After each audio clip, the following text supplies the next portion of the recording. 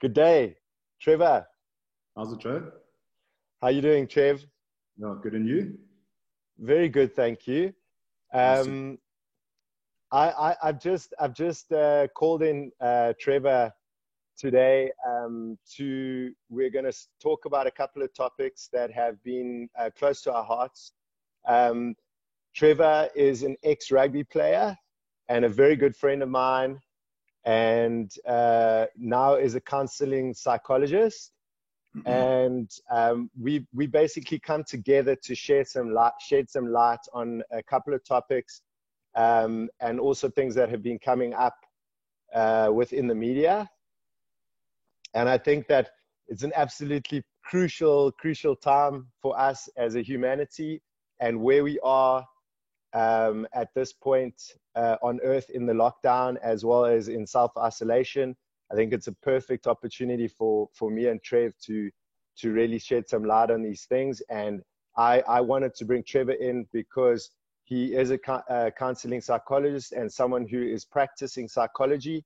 And so from an academic point of view, someone who can really give some valuable information on some of these topics. I'll do my best. Thank you so much for being here. No, it's a pleasure, Joe.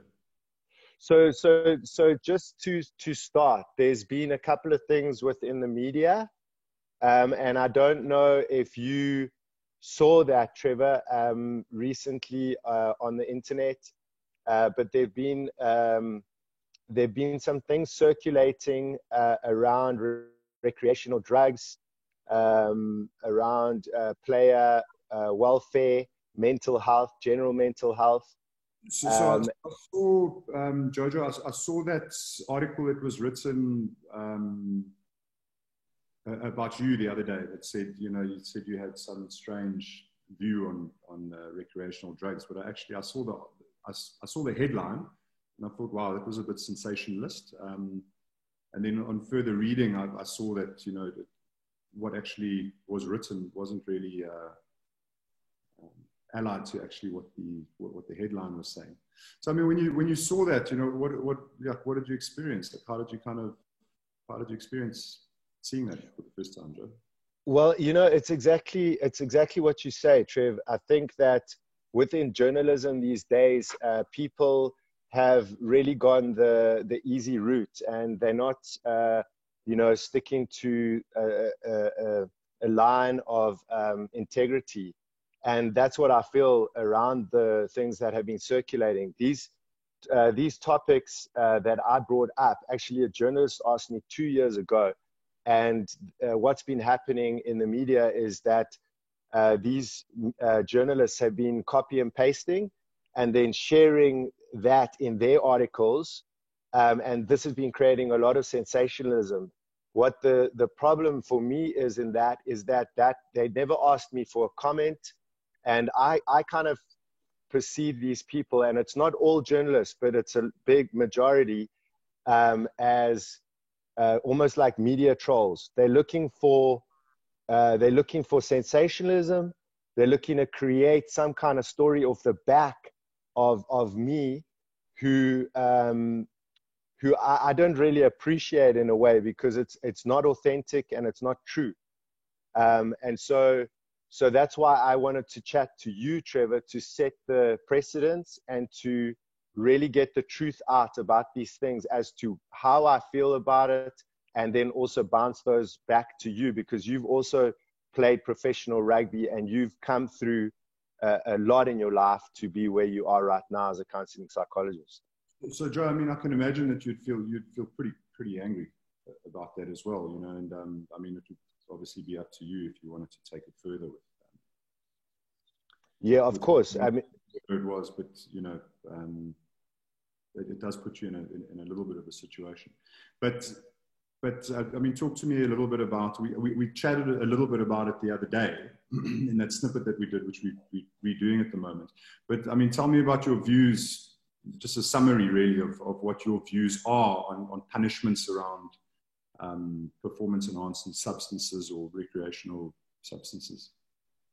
I'm of I kind of go along the line from a player's perspective and how all of this affects a player on a psychological level. And for me, recreational drugs and performance enhancing drugs shouldn't be put in the same category, in a sense, because as much as we want to believe that certain substances out there enhance your performance, I can tell you they don't enhance your performance. And that, for me, is directed at recreational drugs. Certain recreational drugs out there don't enhance your performance. And that's my view upon it. So what I was saying in the press and what I said 2 years ago is that I felt that on a case-to-case basis, each case that comes up should be looked at individually, and then there should be a structure in place for these players, because obviously if a player gets tested for something like MDMA or cocaine or even marijuana, we even throw cannabis into that bracket. But obviously cannabis is lesser punitively within those structures. But things like cocaine, MDMA, methamphetamine, those kind of things. I think you said it in the last time we chatted, but can you imagine 15 players on cocaine? How's that going to look, you know? No, I don't think it would be good. I don't think that. No. But look, I mean, like I said in the other little snippet that we had to cut short because the 9-minute mark came up, you know, there seem to be two different arguments to the reasons for being punitive when it comes to recreational drugs. I mean, I think we can both agree that sports performance drugs, you know, like anabolic steroids or anything of the like, you know, that's, you know, the ethics around that is that, you know, people like to have a level playing field. You know, so you want to know as a sportsman that if you take your genetic capacity and you train and you eat well and you do the stuff you're supposed to do, that you have as good a chance of performing as the next person.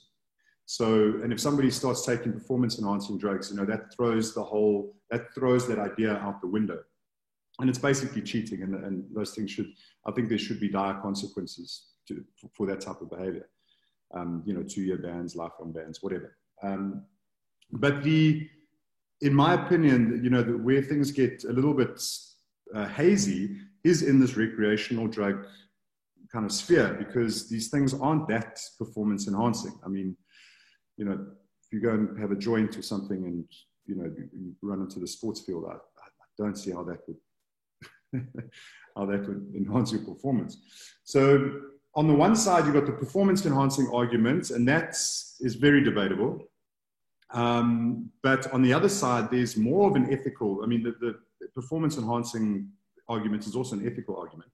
But the other side of the ethical argument is the social responsibility argument.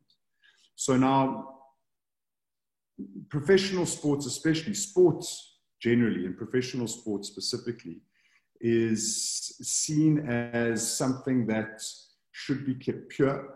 A lot of people look up to sports people as these kind of icons of health and athleticism and what can be, you know, that sort of thing.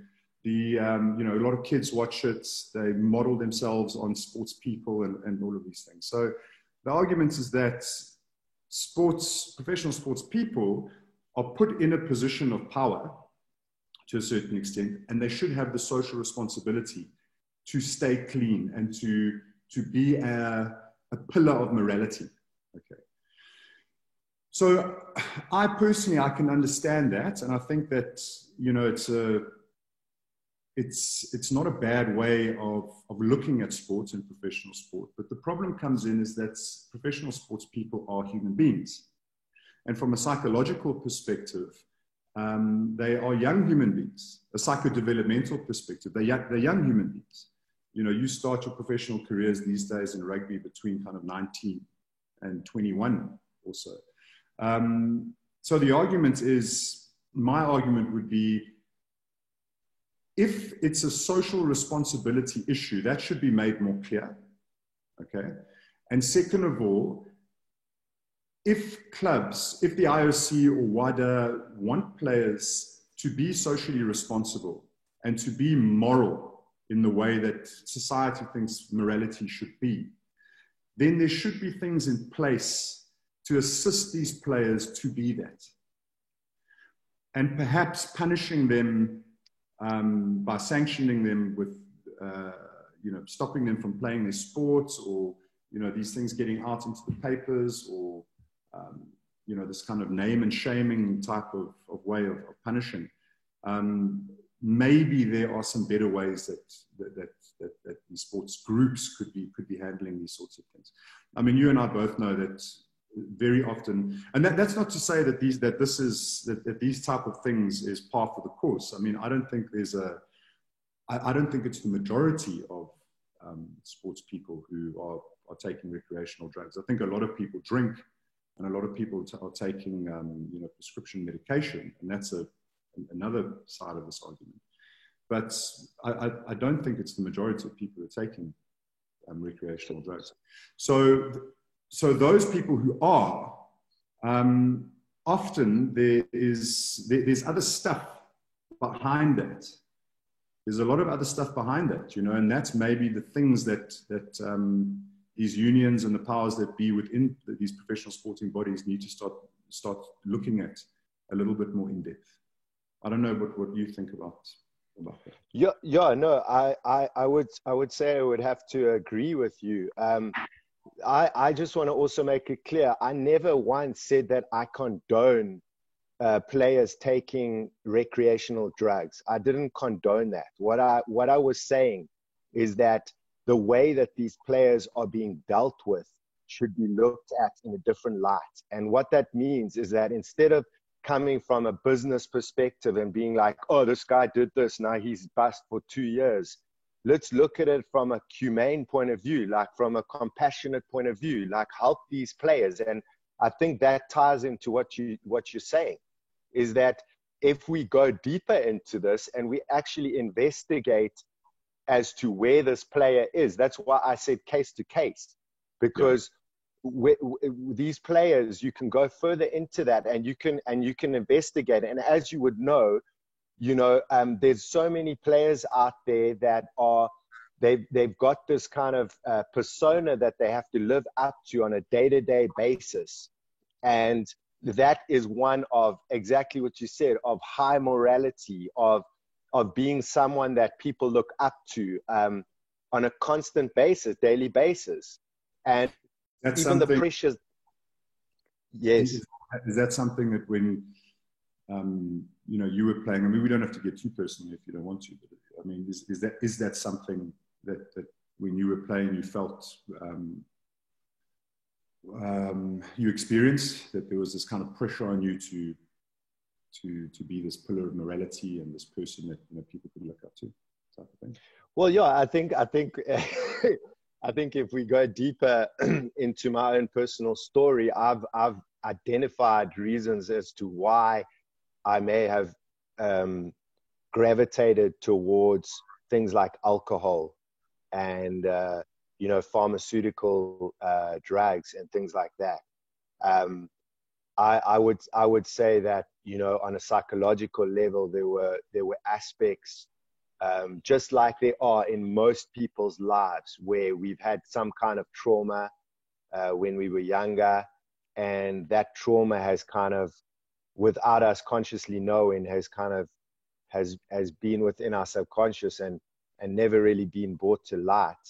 And so for me personally, yes.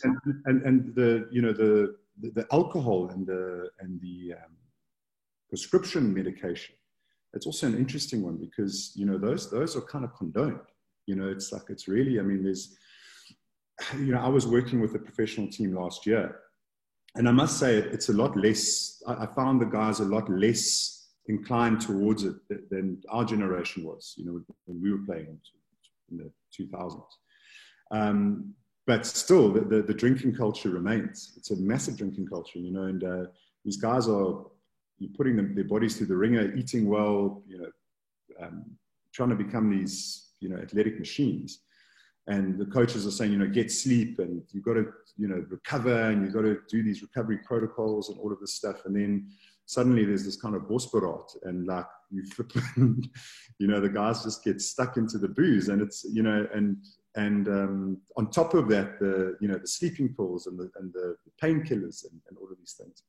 And it's a really if you strip away the layers of that whole culture, it's very confusing for a lot of these players, because on the one side, you know, you got to be this perfect person, athletic machine, and on the other hand, there's an encouragement to just let it all go.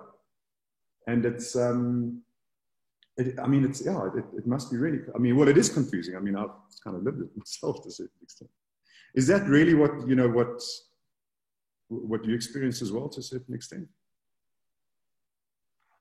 Yeah, I just find, and it was quite interesting the other day. I was contemplating it. I was like, we train, we are super focused, we're super dedicated within a week leading up to a match, and it's like a gladiator preparing, you know, himself for battle. And then you get to the arena on the Saturday, and you play this game, and it's 80 minutes, and you smash each other, and all of this adrenaline is released into the system. And when us as players, when we finished playing, I could notice, and I thought about that the other day, the level of adrenaline and chemicals that are released into the body when we play these games. And I was actually contemplating it, and I thought to myself, well, that kind of makes a little bit of sense with relation to perhaps why people or why players have alcohol after games, is partly for the fact that we're so high, and then, you know, probably 30-40% higher than what a human would be that would be watching that game, or just in our normal resting state. Yeah. And so then I thought about like alcohol and the depressive effect of alcohol, and how perhaps that was used in a way to kind of bring us back down. As you would know, after a game, you don't sleep. You know, and so that adjustment. It used to take me hours to get to sleep after a game, if at all. So I agree. Yeah. So a self-medication, a self-medicative kind of effect as well, like with the alcohol and prescription meds. Yeah. So I think both of those things. You know, I truly believe that there are alternatives to those things, and within the establishment right now, those are seen as the way to resolve pain in the body. Obviously, alcohol for me, I drank for many, many years, and all of my mentors were drinking week in, week out after games. And so that was the way that it was done. It was like you said before, but it was like a cultural thing. Yeah. And it's still there. I mean, it's still, we've got a lot of work to do.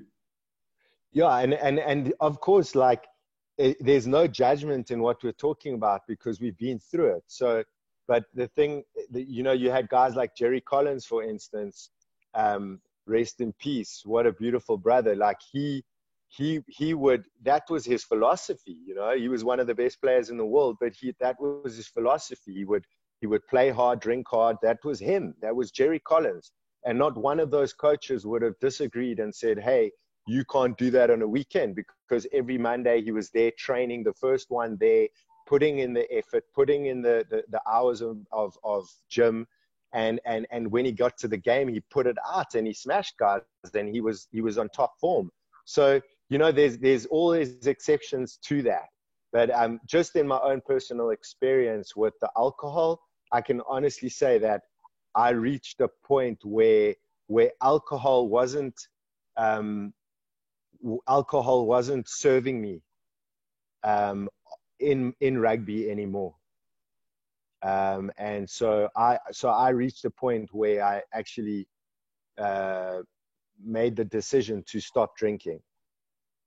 So what happened? I mean, like if you go back, because I remember you did stop, and I remember that when you stopped, there was a kind of marked difference in terms of the trajectory of your career. It kind of just took off as well. I think that was just before you moved to France, if I remember correctly. Yes, yeah, that was that I reached a point where I think I was like 20, 25, 26 years old. Yeah. I got injured. I was using alcohol to perhaps not deal with all of the things that were coming up for me. So, and alongside with pharmaceuticals. And so those things were always readily available, because it's like, okay, yeah, you can take these things, but other healing herbs that exist were not allowed to be taken.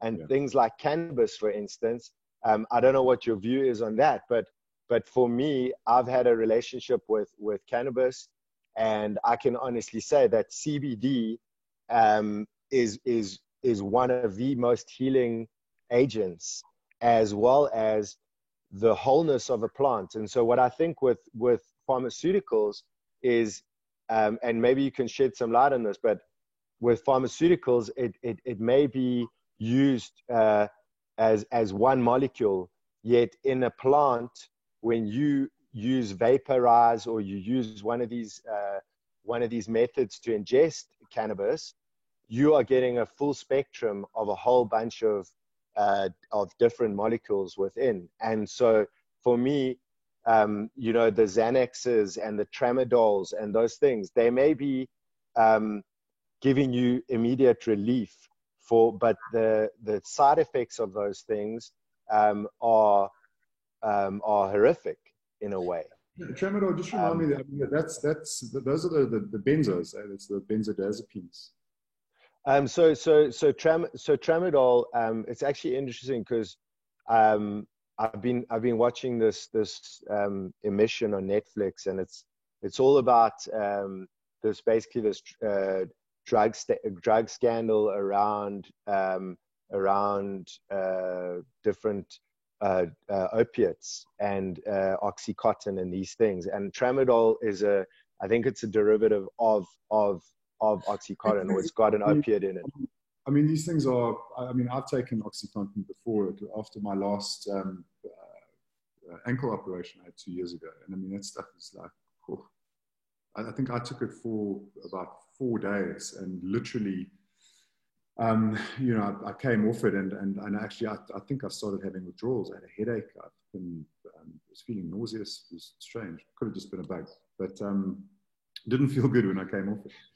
But Joe, my view on these things, look, I think that you've got to be careful with any substance that you put into your body. I think anything that you're ingesting, even to the extent of food.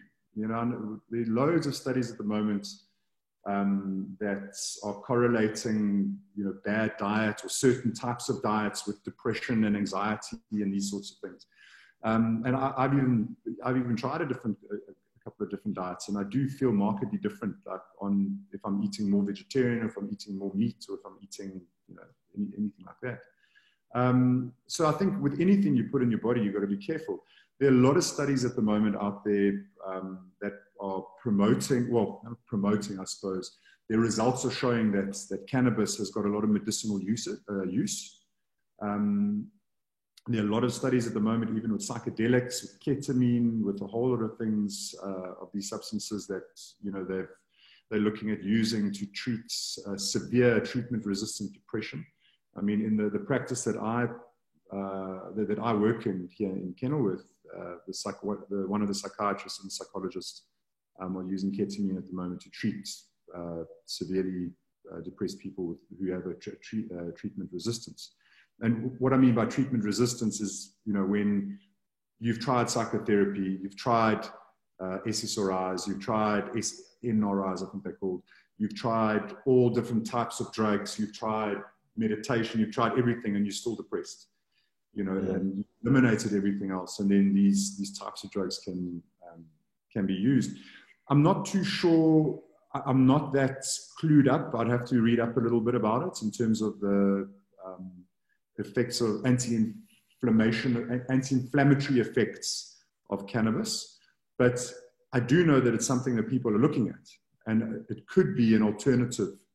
If you're looking at rugby, professional sports specifically, that it's regulated and it's done in smart ways, if that makes sense. The problem with any of these things, Joe, is that they're open to abuse, in my opinion, in Trevor's opinion.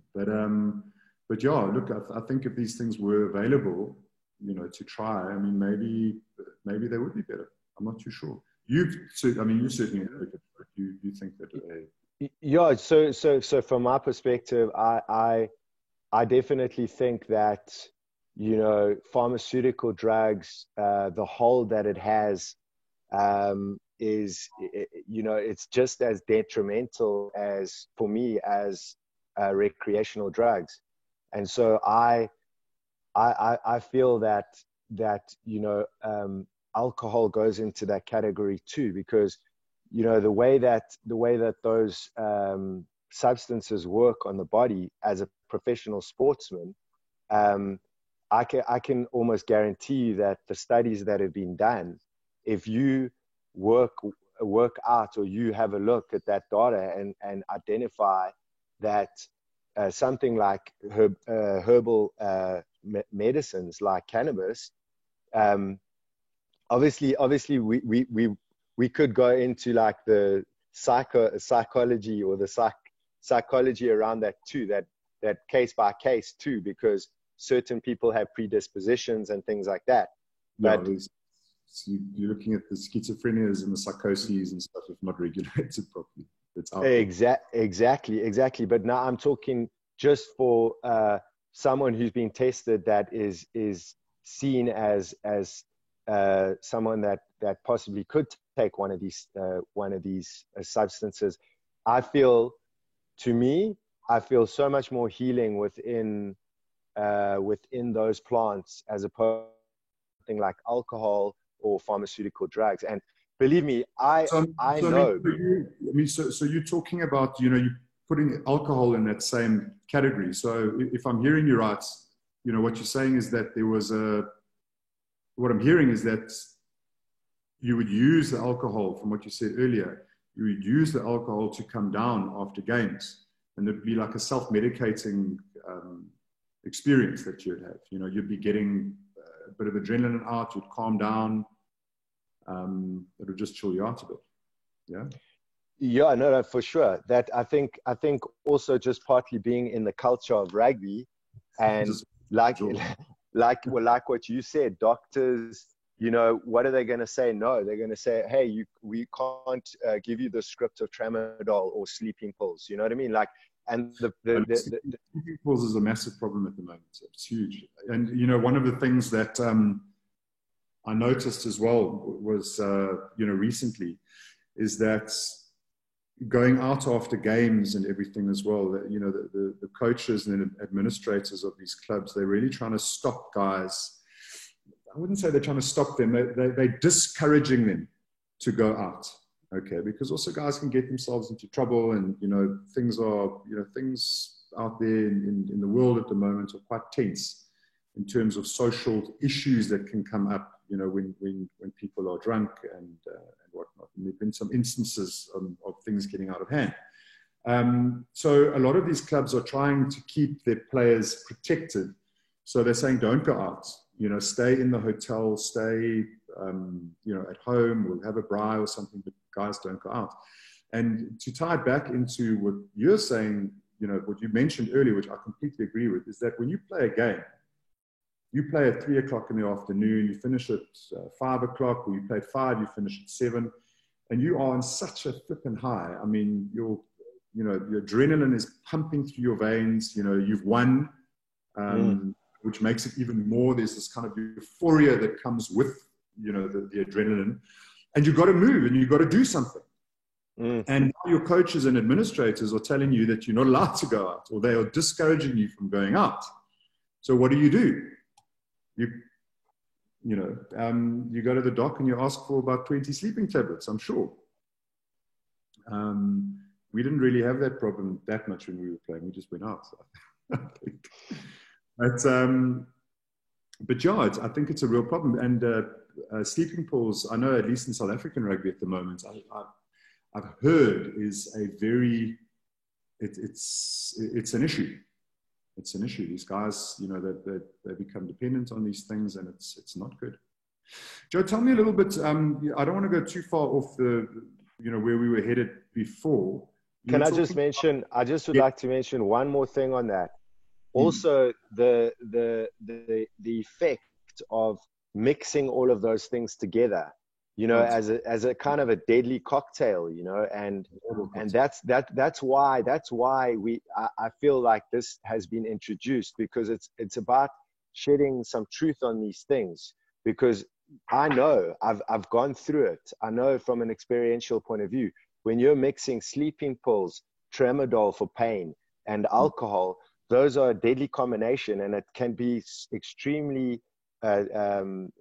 dangerous for your life and for these players too, you know. So yeah, just to end it on that, I literally know that the solutions that are there from a more natural and holistic point of view are being negated in a way, and that this old system of big pharma, of alcohol, and yeah, drinking responsibly, sure, but going further than that. And also the same with the pharmaceuticals, you know, there's a difference between taking one or two, between taking a pack, you know what I mean? And so that's where, for me, I'm obviously pro plants, and these derivatized from plants. So, but I would like to just say that I'm pro plants, and that I would pray that one day that they would come to some other alternative that is not detrimental to our health. I think a lot of things are shifting, and I think people more and more are looking at other ways of dealing with these sorts of things. And I mean, I do know, I mean, I know for a fact, because I've chatted to some doctors and stuff about this, especially last year, that the sleeping pill and the painkillers issue is an issue, and there are discussions around it. And I mean, who knows, maybe we'll find some other alternatives. Maybe we'll go more the plant, you know, the CBD route or something, I'm not sure. So Joe, tell me a little bit about, you know, why you stopped drinking. Like, what happened when you stopped drinking, and, you know, what do you think what happened with you, and when you did, how did you experience that, and, you know, what was it like for you? What did you replace it with? So for me, Trev, I kind of reached a tipping point, and I would say that, like, if any other players are listening to this, that current players, I would say don't get to the point where you know, I could just say in my case, it was very much to the end of the line. Can I put it like that? Because I had been living my life in a certain way, habitual kind of ways with alcohol, and I got to a point where I got injured, and to deal with that, I was going out and using alcohol and things like that. And so I reached a point where my back was basically against the wall. I had a signed contract with Northampton. And what happened is they got relegated, and then they pulled the contract. And that contract was supposed to be for three years. So they pulled that contract. And at that point, I wasn't playing, so I was drinking quite a bit. And my girlfriend at the time, she'd had enough of me, and she said, "Hey, I'm gone. I'm leaving." And I was like, okay. And I was just sitting on the couch, and I had an epiphany. I was like, you know, when your back's against the wall, how are you going to react, you know? And you have an option there. You can continue going the way that you were, and completely obliterate everything in your life, or you can take responsibility for yourself. And I think that gave me the impetus to change. Not having a contract anymore and not having other opportunities really brought me down to ground zero. The relationship, separation, all of these things spurred me on to be like, okay, let me see what can I control now in my sphere. And so I've been leading up to that point, and I got there and eventually had this epiphany that, you know, I need to shift and transcend my habitual use of these things, as well as start to work harder and working smarter. I mean, not to cut you off, Joe, because I remember, I mean, you really loved rugby. I mean, if there was anyone who really, you know, loved what he did, I mean, it was you. It was written all over your face every time, you know, you played. I remember playing against you a couple of times, and I couldn't keep a straight face because I saw you couldn't keep a straight face. I remember serious and just packing up at a line out, you know. That's the thing that I remember. It stands out in my mind. Like, Trevor's walking to the line out, I'm walking to the line out, and he was playing for Biarritz, I was playing for Toulon, and we locked eyes and we were looking at each other, and then all of a sudden we just started giggling. And I remember that really well. But it's true, Trev. It's Trev. It's so true, brother. Like, the topic we are discussing now may give the impression that, you know, it was all doom and gloom. What a life we have been given to live, and what a blessing. And rugby, Trevor, I could just say that, like, yes, you are so right, brother. It was my life. I was so passionate about rugby. I used to love going out onto the field and a lot about it. And so I wouldn't be here today where I am in the healing sanctuary in Rama Organica. This is where I live now, an organic farm and healing sanctuary. It wouldn't have been possible to be here if I hadn't if I hadn't been able to go through rugby, and for what rugby gave to me, and I know to you too, in a sense, because you also went through a long transition after rugby. I count my blessings often as to being able to play for the Lions and Biarritz. When I was there, it was a wonderful time of life. But it had to come to an end, unfortunately. But I mean, Jojo, that's you know, the reason why I said that earlier was because, you know, it sounds like you reached a point where you realized that what you love to do and those things, you know, they could be taken away from you. That could be you know, you were really confronted with the potential loss of everything. Well, I mean, it wouldn't have been everything in hindsight, but it must have felt like everything at that time. And, you know, you managed to, like you said, figure out what you could control and realize that the alcohol was something that, if you eliminated, could make a difference. And if I remember correctly, it did. You know, you went to Toulon, and, you know, you went only up from there. Something that I wanted to talk to you about quickly as well, because, you know, I've thought about these things, not just from a personal perspective, but from a psychological perspective quite a bit. Also, how to address some of these issues, these mental health issues, which, you know, we'll get onto a little bit more in depth a little bit later. I keep saying a little bit, but a little bit later, or now, or in another segment. But something that you mentioned, you know, that was also part of the potential loss that you could have experienced was losing your girlfriend at that time. And that's something that, you know, that triggers something in me, an understanding in me about where a lot of these guys are at, where we were at between sort of 18, 19 and 30, and where guys are at the moment who are playing professional sports in general and specifically rugby. So most of your professional sportsmen are in that stage of life between 18 or 19 and 30 to 35.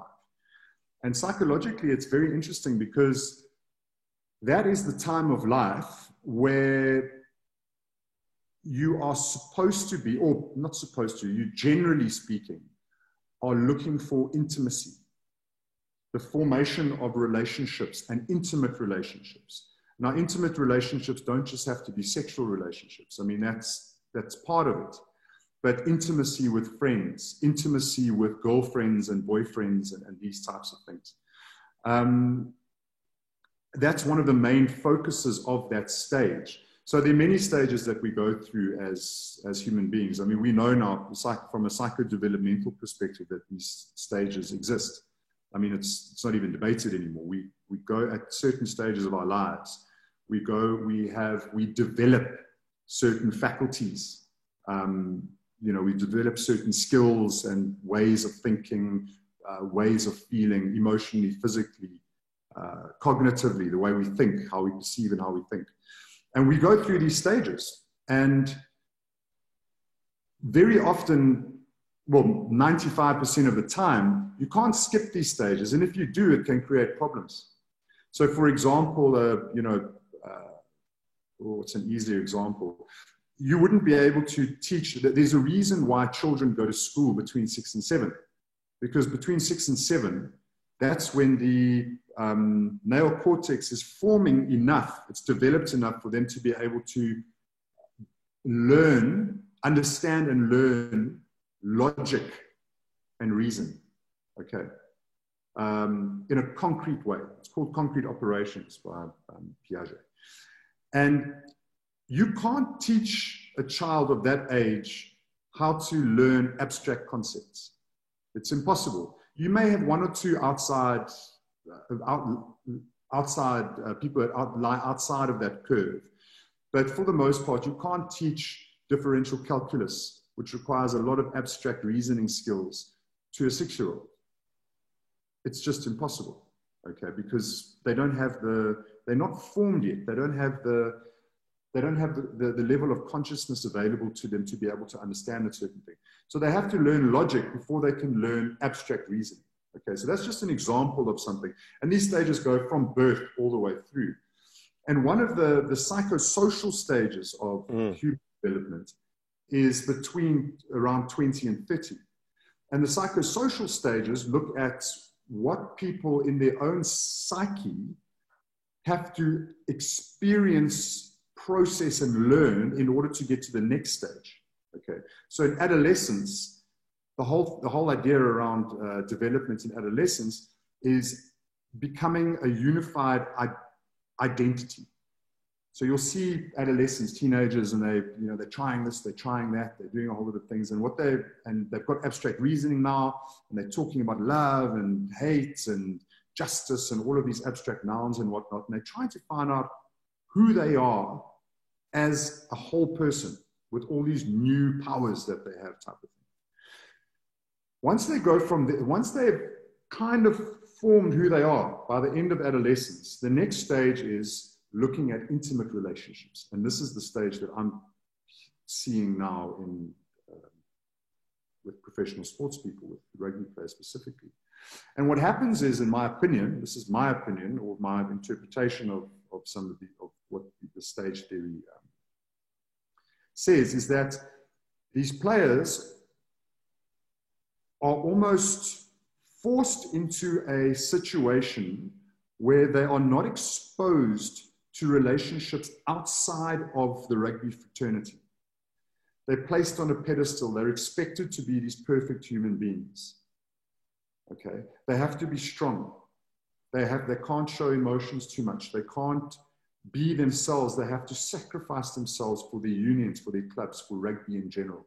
And there's a lot of cool learning that goes with that. I mean, a lot of these players come out with leadership skills, with ability to strategize, to use tactics, to communicate within teams. There's a lot of stuff good that comes out of it.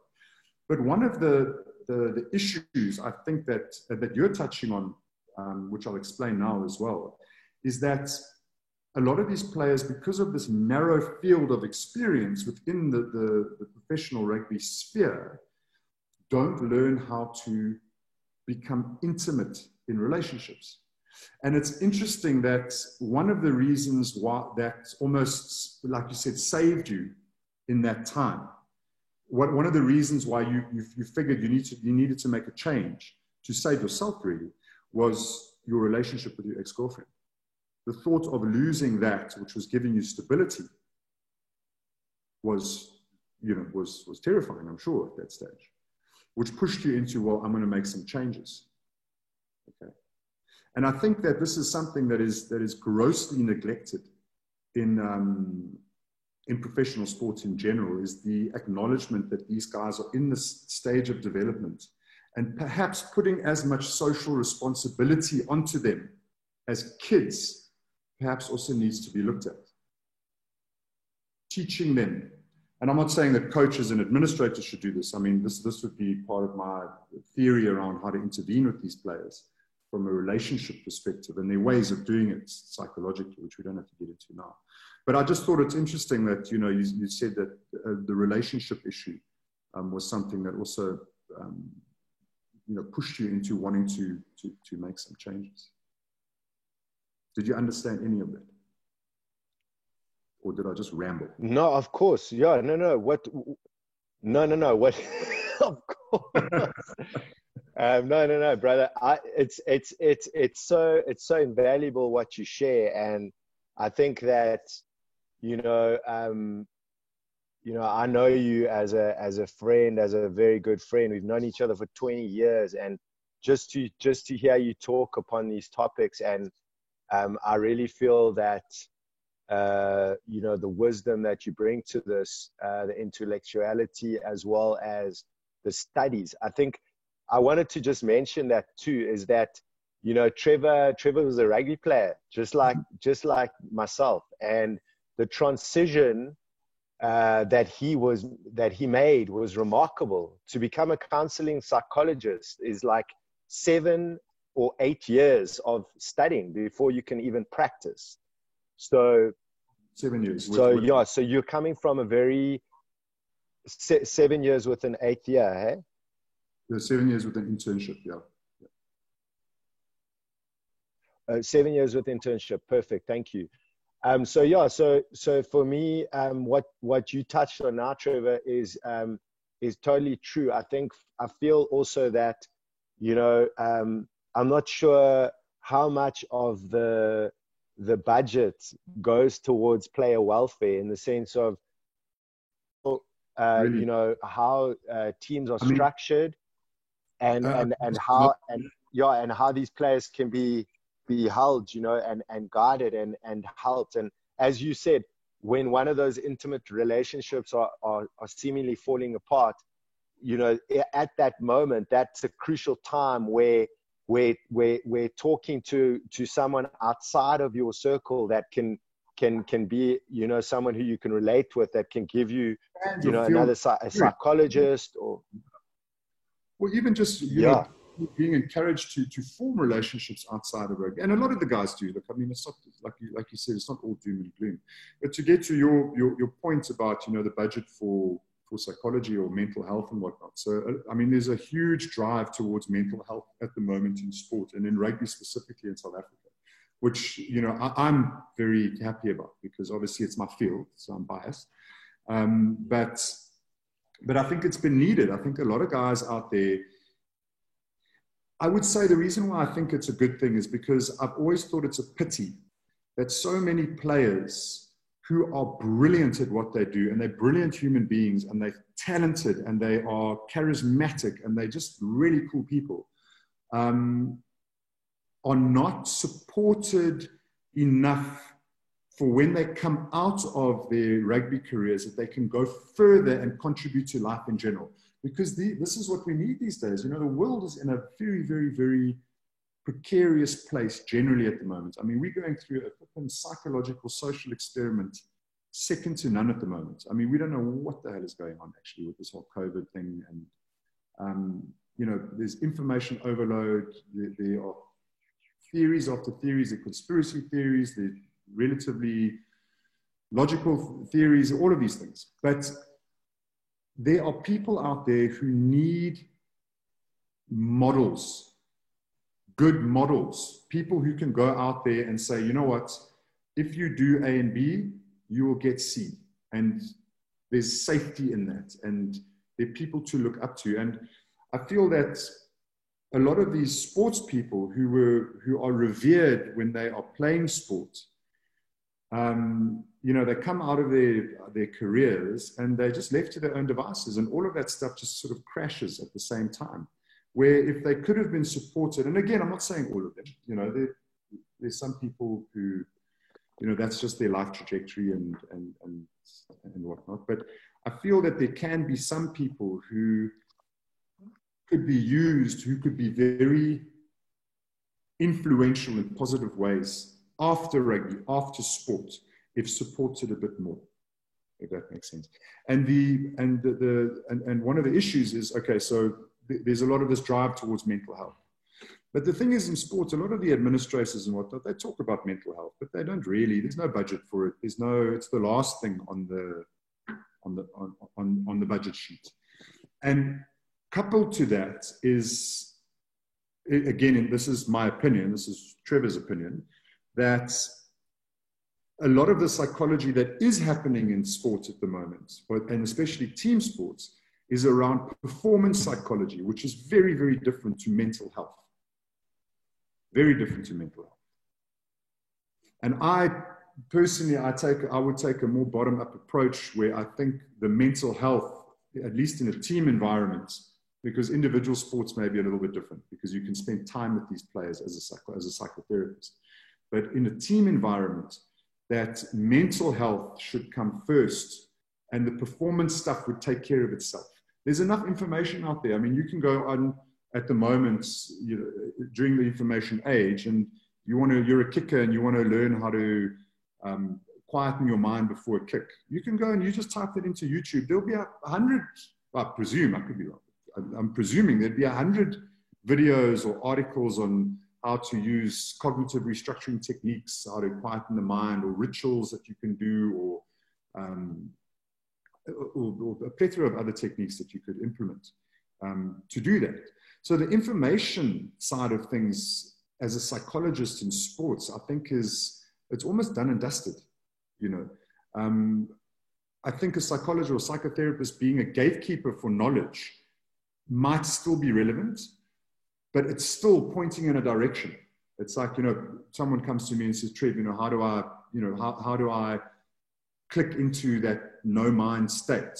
I'll say, I might talk him through one or two things, but I'd say, go and have a look at this video on mindfulness, or that video on visualization techniques, or this video on how to create a habit, or go and read Robert Kiyosaki for business, or whatever, man. Like, it's, you know, there's a lot of stuff that the information is out there. So I think what the role of the psychologist at the moment should be more, and I mean, I'm willing to learn as well, but from my perspective, what the role of the psychologist should be in these teams is addressing the developmental stage of intimacy building and relationship building. And there are ways of doing that. How do you hold space with these guys? How do you allow them to experience intimate relationships? How to be vulnerable, to experience being vulnerable, not weak, vulnerable. And how to maintain a relationship, create a relationship, maintain one that can take them into the next stage of life after their careers, where now you're looking at mastery. Like, how do you master things, and how do you, you know, create stability in your life and what? And I feel that that's really where that's at the moment is the mental health issue that I think needs to be addressed in these teams. And it's not been given enough attention. It's performance psychology. How do we win still? Performance and achievement anxiety that comes with it, the depression that comes with it, you know, all of these things. And it's a shame. I want to just say also that I think that, you know, the focus on players' mental health, like you said, is supremely important in terms of performance, and in them every week going out there and winning games. As much as that is important to win games, the mental health of players is even more important, because they are your assets. And if you can keep your team, and as you say, within your team, you can have someone who's holding space for these players to be able to build those intimate relationships and be able to that for me is the key in most of these teams that win, is when the relationships within are profound, and these players outside of these circles are able to mingle and be able to create friendship outside of just playing the game and playing rugby, you know. Playing rugby, physical, you know, relationships equals sex, you know, drawing equals booze, you know, all of these things that you know, the guys struggle to grow out of, you know, and it's, you know, no wonder a lot of the guys, when they come out of their careers, which are great and they love their careers, you know, they fall into depressions. I mean, I was saying to you the other day, out of all the people who I know who have finished professional rugby, I don't know one person who hasn't gone through at least 6 months of a full-on diagnosable depression. And it's, and I think these things could, you know, a lot of the stuff, I'm not saying that it will fix it, definitely, but I think a lot of it could be addressed. That's what I'm saying. Yeah, so Trevor, that, like, we'll finish it off on this one, but I think that you know, I wanted to just talk a little bit about that transition, because you have been through that as well as I have been through that. And coming to the end of a rugby career can be a pretty scary place for some players. Obviously, in other ways, people may have already started their process of transitioning and have other opportunities, but then there comes other players that don't have those opportunities. And I can just talk from my own personal experience around this, and I can honestly say that when your name has been in the press, when you've been on, you know, in the media, when you've been revered and put on a pedestal and all of these things, when you start coming to the end of your career, it can feel like there's a loss of identity, because for how many years of your life, for 15 years of your life, you've been playing this professional sport. You've come to be known as Joe, the rugby player, Trevor, the rugby player. And to me, that's only one facet of who we are. It's just an expression, a beautiful, beautiful expression of who we are when we go out onto the pitch and we play. It's like artistry, you know. I see it as an art form. It's that's what it is. But you were more of an artist. I think I was just a wrecking ball, to be honest.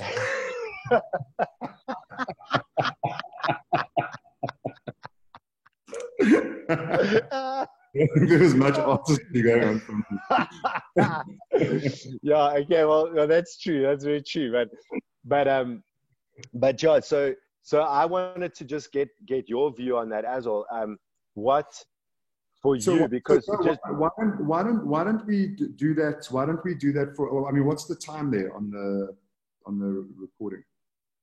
Well, we've done. Yeah, I think we could you know, go into another full section or another whole kind of talk around this. Why don't we pick this up, sort of introduce it into the next one, and then we pick it up into another one. Because I also want to talk to you a little bit more about your views on what you would have liked to have had happen. You know, if you could go back when you were playing, what you would have liked to have been supported by, and maybe start shedding some light, and we can discuss a few things as to what you know, coaches and administrators and psychologists, you know, should start thinking about in terms of interventions to address some of these issues that could help the players. Yeah, so I just want to end it as well, if possible, in saying that once again, within the press and in the media, and like you said before, there's so much information that we're being told on a daily basis. A lot of these things are not factual and they're not true. And I had originally done an article in like a month ago, and I just felt that, you know, consciously where I am, the work that I've been doing on myself has allowed for consciousness to be awakened and be awakened in a big way. And And I think what happened with a lot of these articles, and I'm learning as I go, because I would rather now not have those discussions, because I feel that within the journalism and within the way that people grasp or understand where someone is, and the work that they've done on their own consciousness, the exploration of consciousness, and them actually grasping what you're saying, I'll leave it at this. For the finishing of a career, the loss of identity can be felt, but to go deeper than that on a spiritual, transpersonal level, what is deeper than that? And once you discover the depth of your being, you start to see that the identity that was created through your conditioning, through playing rugby, through all of these things, as Joe, the rugby player, was just one facet of who you are. And when you find who you are, you realize that. And I think that in those media conversations that we had, I don't think the journalist was able to grasp that. Do you know what I mean? He didn't understand. He felt like, I'm creating, I'm letting, because I said to him, I'm dissolving the idea of identity, that I even need an identity. You know what I mean? But not being able to grasp that. It's a difficult concept to grasp, because also if you haven't yourself gone through one of these journeys as well, and you know, I think people will take out of hopefully that article and even this discussion what they need to and where they're at as well, and hopefully it'll be all good. But so we'll pick it up on the topic of retirement, and also what you think you would have liked to have when you were playing in terms of support and stuff the next time. Is that what you want to do? Yeah, so I would love to talk about that transition, because like you said before, any player, any viewer, anyone that's watching this, whatever you can take from a part in and positive aspect into your life, and that's why me and Trevor are here today, because we want to shed light and we want to talk the truth of our paths that we've been through. And I just feel really grateful, Trev, that we were able to have this chat today, and that if anyone can benefit from this chat that we are having, then it's perfect. Then it's what it's supposed to be. It's all good. It was nice to see you, Joe. And then let me know when you're keen to pick it up. Maybe tomorrow, or the next day. We've got loads of time. Lockdown. Okay, my brother. Cool, Joe. Okay, Trevi, thanks so much, brother. I really appreciate your time. No, thank you, sir. Thank you. It's a pleasure. Cheers, brother. Ciao.